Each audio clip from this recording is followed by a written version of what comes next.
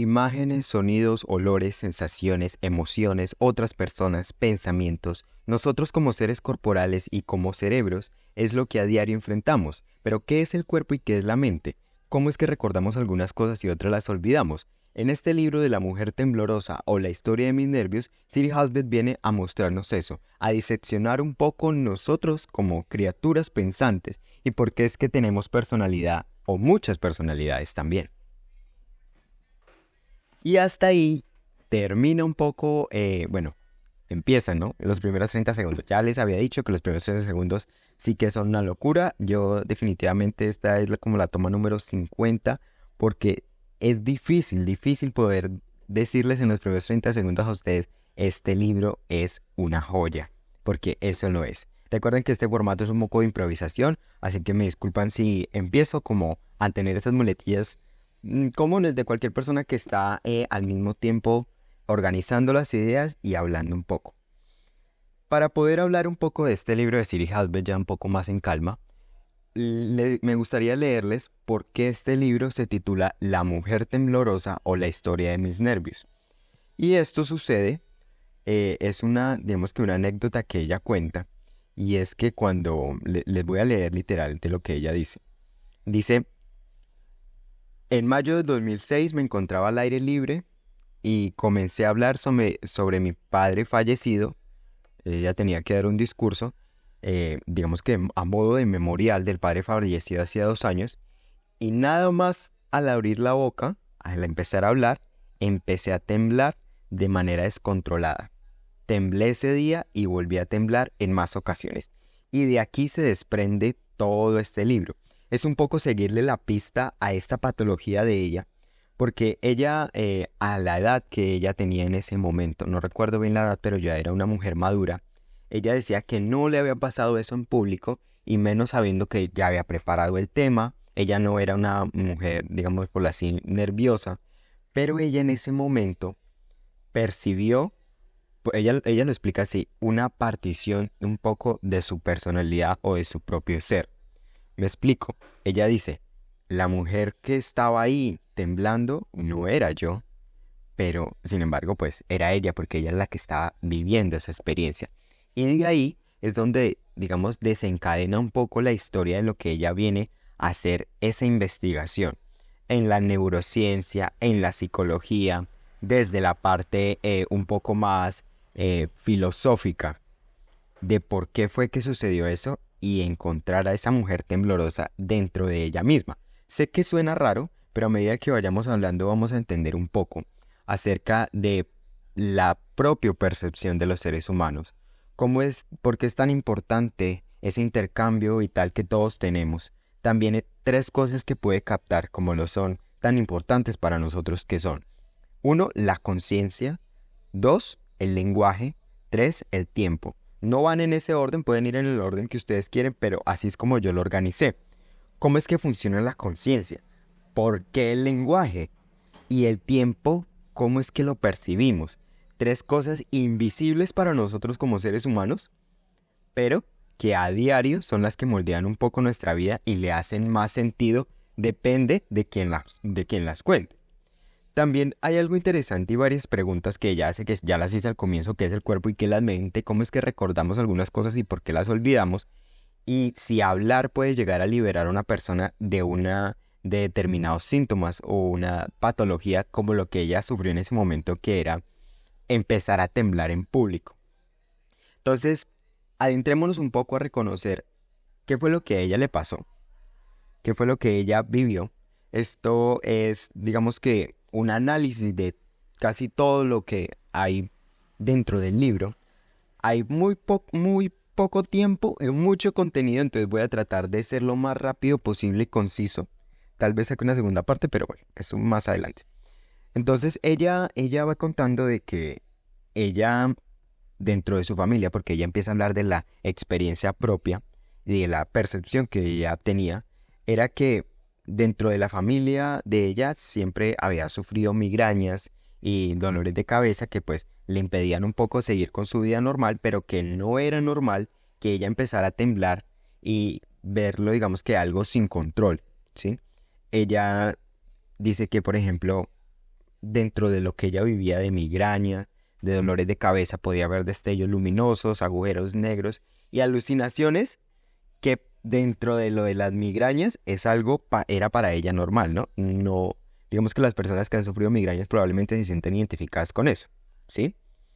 Y ella empezó a hacer esa búsqueda a través de neurocientíficos, neurólogos, psiquiatras, psicoanalistas.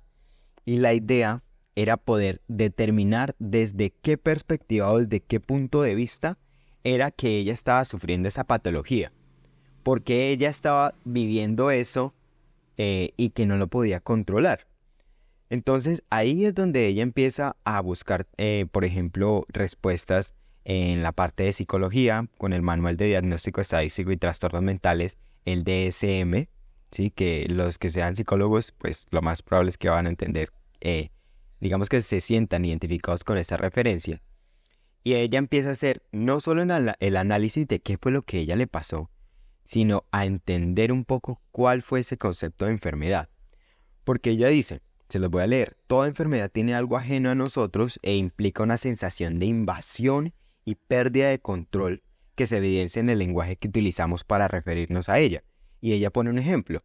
Nadie dice soy un cáncer o soy canceroso, a pesar del hecho de no ser esta una enfermedad provocada por un virus o una bacteria intrusa, sino el resultado de nuestras propias células.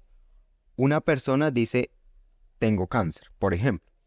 Sin embargo, cuando se trata de una enfermedad psiquiátrica, dice que el lenguaje nuestro cambia. Y no es, digamos que no es extraño escuchar la frase, por ejemplo, esa persona es epiléptica. O, por ejemplo, una persona que dice yo soy bipolar, por ejemplo. O soy esquizofrénico, a pesar de que también es una enfermedad que pues lo está afectando, pero no, digamos que no la distancia, sino que se vuelve más personal. Y ahí es donde ella empieza a hacer como empieza esa curiosidad de entender esos misterios del sistema nervioso, pero de una manera muy, ella dice, abayazadora. Empieza a llenarse un poco de literatura, a entender qué fue lo que le pasó y qué tenía que ver eso con lo que ella pues había vivido. Y empieza de cierto modo, a preguntarse si en realidad es ella la que está en ese momento sufriendo eso o es su cerebro. Y ahí es donde empieza lo interesante. Ella dice, cómo es que veo, cómo es que siento, cómo es que pienso y qué es en realidad mi mente? ¿Mi mente es lo mismo que mi cerebro? ¿Cómo puede la experiencia humana originarse de la materia gris, la materia blanca? ¿Qué es orgánico y qué es inorgánico? Entonces, ahí es donde ella empieza como a hacer varias conexiones y a entender que muchas veces las personas preferimos las respuestas sencillas. Y es que es bien fácil no buscar las respuestas a estos temas que es bastante complejo. Y me gusta el ejemplo que ella pone. Ella dice, en el clima cultural de hoy la frase de trastorno mental orgánico tiene un efecto tranquilizador. La gente dice, mi hijo no está loco, lo que tiene es un problema en el cerebro. Entonces digamos que es un poco más alentador para la gente al hablar de un trastorno mental. Pero ella pregunta, ¿qué es una enfermedad con exactitud? Y ella hace alusión a un psiquiatra, dice en el Campbell's Psychiatric Dictionary, dice, una enfermedad en otras palabras tiene más peso o más presencia que una dolencia. El primer, digamos que dentro de lo que se puede hablar de las enfermedades, ella hace hincapié de que muchas de las cosas con las que toca llevar a diario, por ejemplo, cuando se trata de una enfermedad psiquiátrica, a veces no es tan claro cuál es el paso a seguir. También cita, por ejemplo, a un psicólogo, el psicólogo Freud, que no tengo la referencia mucho, pero habla, por ejemplo, de los estudios que él hizo acerca de las personas que tenían afasia, es decir, la incapacidad para poder hablar en desórdenes, digamos, en la parte neurolingüística. Y ahí es cuando ella, después de pasar por la parte de psicología, decide ir al psicoanalista, ¿sí? Para entender si probablemente su problema no era desde la parte psicológica, sino un análisis de lo que era un poco su historia. Entonces ella dice que después de relatarle la historia al analista, a que le explicara la relación, por ejemplo, que ella tenía con su padre, las circunstancias que ella vivía, para entender un poco de por qué fue que ella empezó a temblar durante esa reunión. Y ella dice, en el psicoanálisis existe un término que podría definir mi problema como represión, que represión es algo que, dice ella, está reprimido y en cualquier momento puede estallar. Entonces ella dice, probablemente mi problema era ese, tenía algún recuerdo, digamos que en represión, y cuando fui a hablar del tema de la muerte de mi padre fue que afloró eso y desafortunadamente empecé a temblar, sin más medida, descontroladamente. Y entonces ella se da de cuenta que tampoco, digamos que ahí puede encontrar como una explicación lógica de qué era lo que a ella le pasaba. Y bueno, y sigue hablando por ejemplo, el tema de que probablemente su problema ahora ya no era ni psicológico, ni psiquiátrico, ni tampoco el del psicoanálisis, ni tampoco, ahora ella salta a la neurobiología. Entonces es interesante cómo esta mujer empieza a guiarle la pista a esta patología, ¿no? En lo que tiene que ver, por ejemplo, si de pronto había sufrido un trauma o había sufrido algún tipo de problema durante su vida, que fue lo que empezó a desencadenarle un poco el malestar, ¿sí? Y bueno, y sigue hablando acerca de que probablemente los problemas psicobiológicos que tienen que ver con las emociones, los recuerdos, las sensaciones, los comportamientos, era lo que a ella le estaba afectando. Pero ella dice, hay muchos aspectos que dentro de la psicobiología, dentro de la neurobiología, no se tienen en cuenta, que sí los tienen, por ejemplo, en cuenta otros aspectos como era la psiquiatría y demás, otros que, bueno, ya estoy aquí como si estuviera hablando de un montón de términos, pero no quiero que se me confunda. Entonces, ella habla también, por ejemplo, de muchos ejemplos que le sucedieron a las personas. Ella no solo habla de su propia experiencia, sino también de casos que ella pudo leer, pudo tener acceso, o las referencias que ella conocía. Y hubo uno de una paciente, de una persona, que digamos que tuvo un proceso de represión dentro de su mente, que fue, se los voy a leer, dice que esta persona había perdido a su madre y en el intento de reanimarla desesperadamente en medio de sus esfuerzos, pues desafortunadamente la madre cayó al suelo y esta persona trató con todas sus energías de revivirla, pero pues desafortunadamente ya había fallecido. Entonces, dice, tras el sepelio de su madre, esta persona empezó a revivir la tragedia en distintos trances, durante los cuales representaba y relataba una y otra vez con gran detalle el horror que había vivido. Y después de esos trances, recuperaba la plena conciencia y se comportaba como si nada hubiera sucedido. Y aquí es donde ella empieza a adentrarse en los temas como lo es, primero, la conciencia. Ella dice, bueno, ¿qué es lo que sucede en una persona para que de un momento a otro, cuando pasa por un trauma como este que vive esta persona, pueda conectarlo y luego ya no? Si esto sucede aquí adentro, entonces ella dice, ¿será que esto fue lo que me pasó a mí? Y me parece interesante porque ella dice, soy incapaz de guardarle, ella dice, mi padre era una persona que yo amaba mucho, ella lo dice, pero nunca me sentí tan, digamos, tan mal como para haber llorado de más.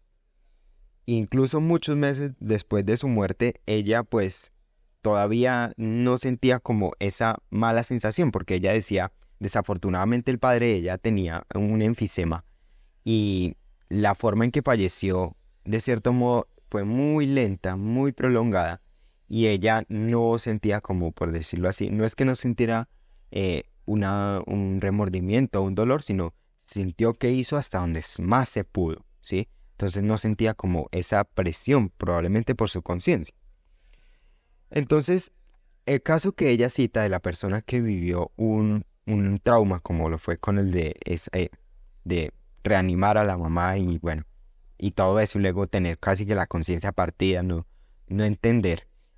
De esa persona ella cita y dice, soy incapaz de guardarle el duelo, Siento como si su ausencia no me afectara, como si mi madre estuviera de viaje a punto de regresar. Entonces ella dice, todas las personas tenemos una forma distinta de acaparar el duelo. Probablemente yo tuve una forma distinta de acaparar el duelo de mi padre, y cuando estuve allá presente en esa reunión para hablar acerca de la muerte de él, fue cuando afloró este problema, que era pues empezar a temblar delante de todos. Ella dice, empecé a temblar, pero seguí dando mi discurso como si nada, mi voz seguía igual. Entonces por eso ella dice, la mujer temblorosa era otra, no era yo. Entonces, bueno, ella sigue hablando, también habla, por ejemplo, de otro caso de un hombre en Estados Unidos, cuya madre fallece en su país de origen, en México, y el hombre se quedó ciego de repente sin que hubiera una causa aparente. Entonces ella dice que es bien interesante estos casos y que pues fueron bastante estudiados por, mm, mm, digamos que las personas que en ese tiempo se encargaron de esos casos. No, no tengo la referencia, así que no me voy a poner a inventar. Entonces dice, probablemente haya una incapacidad de guardar el duelo. Entonces dice ella, ¿tendría yo una especie de doble conciencia, una personalidad temblorosa y otra indiferente? Y aquí es donde ella se va adentrando mucho más y sigue hablando de estos temas de conciencia. Entonces ella dice, en mi charla, bueno, ella habla de que después de eso ella tuvo más, digamos que más encuentros con otras personas explicándoles qué fue lo que sucedió durante ese ataque.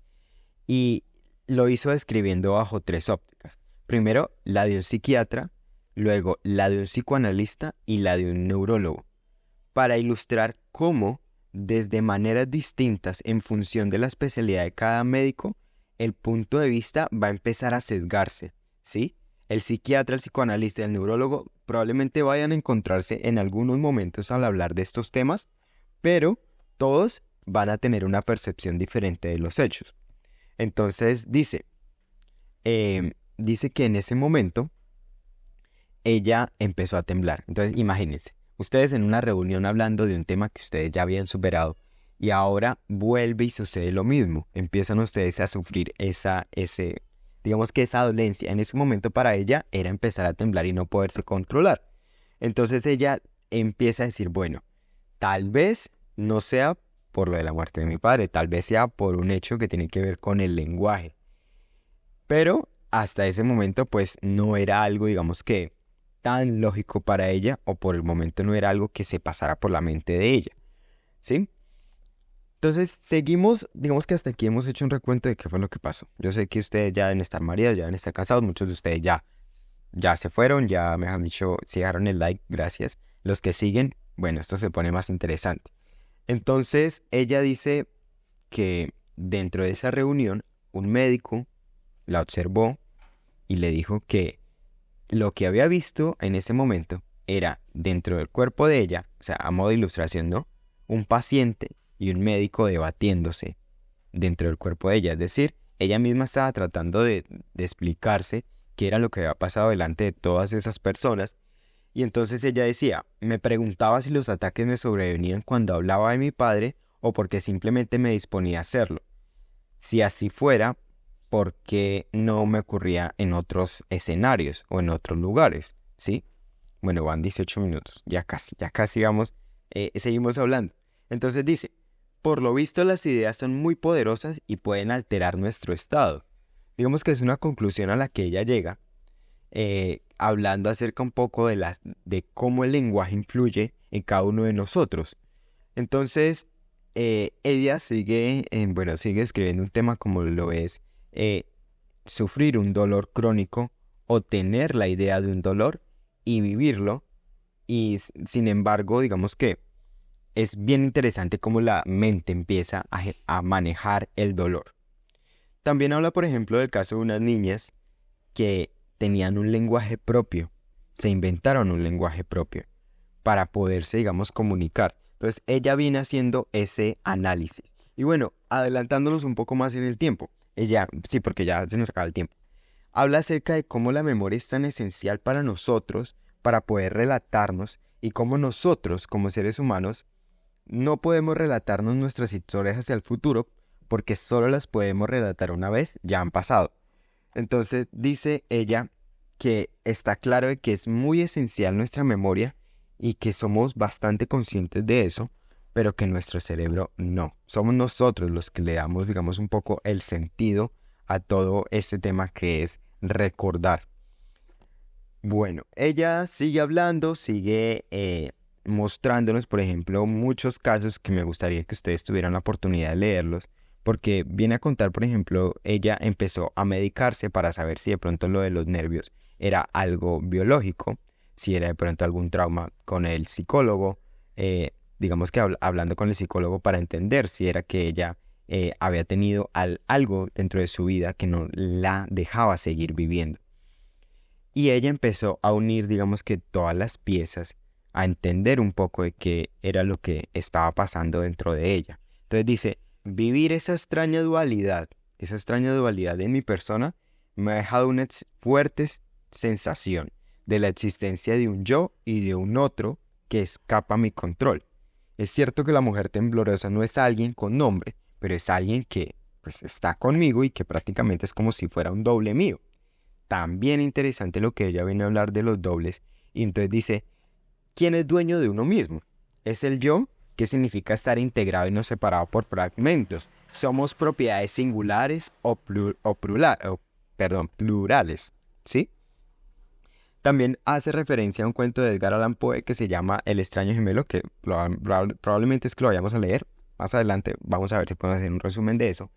Y bueno, sigue hablando acerca de una nota que dejé aquí, que dice, los bebés y la mayoría de los animales no se reconocen a sí mismos cuando se miran en el espejo. En algún, digamos, estadio de su desarrollo, los seres humanos y los delfines y algunos elefantes son capaces de darse cuenta de que la imagen que están mirando no pertenece a otro, sino a sí mismos. Entonces me gustó eso que dice ella, porque es bastante cierto. Y ella dice, los animales, como por ejemplo los perros, viven en presente. No son como los seres humanos que pueden proyectarse hacia el futuro o ver o recontarse las historias del pasado, porque eso también más adelante ya lo viene a hablar. Y dice, bueno, si los seres humanos somos criaturas binarias, dos brazos, dos piernas, dos ojos, dos orejas, porque es que y dos hemisferios cerebrales, porque es que no tenemos diferentes personalidades aquí adentro. Y viene haciendo mucho más ese análisis y viene haciendo muchas más preguntas que sería bueno que ustedes tuvieran la oportunidad de leerlas, porque es bien interesante este libro. Créanme las que no se van a aburrir, sino que van a tener la oportunidad, como lo tuve yo, de tener un poco esa nueva percepción de lo que es ver cerebro, o sea, digo ver cerebro es ver otras personas, no, ver las personalidades, ver los otros desde un punto de vista más humano, por así decirlo, y entender un poco esta compleja realidad que todos los días nosotros estamos viviendo, intercambiando lenguaje, viviendo el tiempo y teniendo una conciencia propia.